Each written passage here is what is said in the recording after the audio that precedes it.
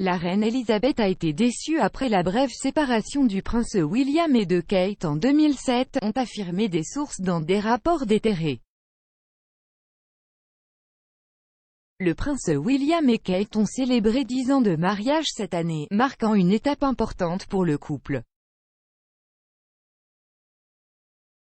La vie des Cambridge a beaucoup changé depuis ce jour, ayant 3 enfants et faisant de plus en plus partie intégrante de la famille royale. Cela a été constaté cette semaine alors que la santé de la reine reste un sujet de préoccupation. Elle n'a pas assisté au traditionnel service dominical à la chapelle All Saints, ayant également annulé une visite en Irlande du Nord pour célébrer le centenaire de la nation.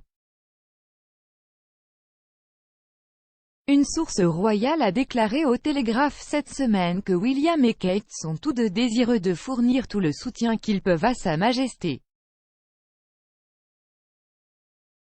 Les Cambridge ont un lien étroit avec la reine, comme on l'a vu lors de leur brève séparation en 2007. 4 ans avant de se marier, le couple s'est séparé après. William aurait annulé la relation lors d'un appel téléphonique. L'expert royal et auteur Katie Nicholl a déclaré que le Noël précédent, William était devenu si anxieux qu'il s'était confié au prince Charles et à la reine. Elle a déclaré, William avait des doutes et s'est assis avec son père et sa grand-mère pour avoir une discussion franche sur son avenir avec Kate. Tous deux lui ont conseillé de ne rien précipiter. Des sources ont également déclaré que la reine était déçue par la rupture.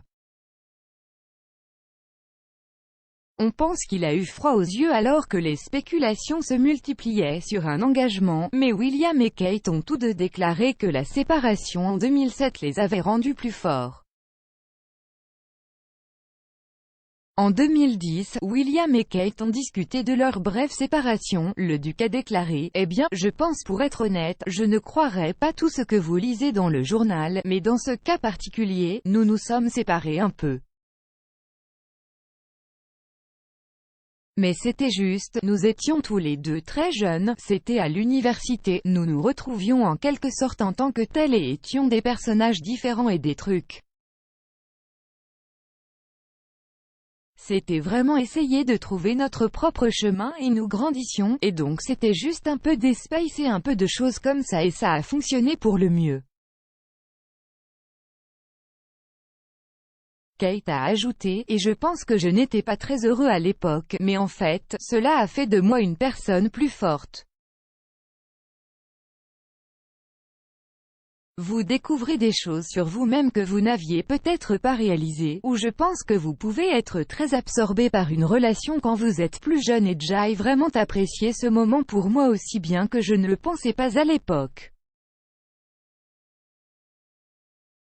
En regardant en arrière, le couple a pu se remettre de l'échec en se mariant en avril 2011. William a révélé que, alors que la robe de Kate était le sujet de spéculation avant le mariage, sa tenue était celle qui avait en fait beaucoup de bruit au palais. Dans une interview accordée à ABC en 2012, il a déclaré qu'il s'était disputé avec la reine à propos de ce qu'il portait le jour de son mariage. Il a déclaré, « Ce que je voulais vraiment porter, c'était la redingote des Irish Guards. Nous avons eu quelques discussions à ce sujet mais, comme je l'ai appris en grandissant, vous ne plaisantez pas avec votre grand-mère. »